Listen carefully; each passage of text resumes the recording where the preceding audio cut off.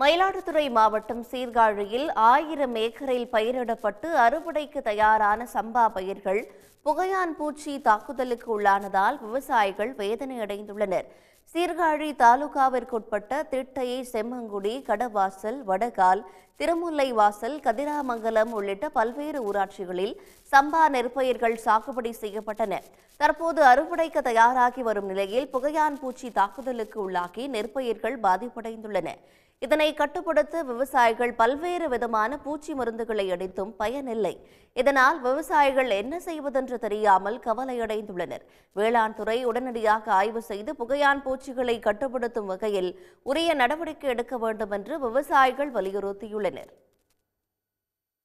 பனியும் மழையும் ஒண்ணு சேர்ந்து ஒரு பருவநிலை மாற்றத்தின் காரணமா புகையா அதிகமா போய் கீழிருந்து ஒரே ஒரு 4 நாள்ல பரவி சுத்தமா எங்களை முற்றிலும் கீழே சாய்க்கிற அளவுக்கு வந்துட்டு வைக்கோல மாறுற அளவுக்கு எங்களுக்கு மாற்றம் கொடுத்து போச்சு.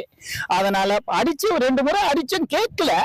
அதனால உரிய மருந்தையும் நீங்க அரசு செலவுல முழு மானியத்தோட எங்களுக்கு கொடுத்து உதவணும்னு நாங்க பணியோட கேட்டுக்கிறோம். பாதிக்கப்பட்ட பயிர்களுக்கு அரசு சார்பில் நிவாரணம் வழங்க வேண்டும் என்று விவசாயிகள் கோரிக்கை விடுத்துள்ளனர். மேலும் காப்பீட்டுத் தொகையை முழுமையாக வழங்க நடவடிக்கை எடுக்க வேண்டும் என்றும் வலியுறுத்தியுள்ளனர். உடனுக்குடன் செய்திகளை தெரிந்து கொள்ள சன் நியூஸ் பெல் ஐகானை கிளிக் பண்ணுங்க.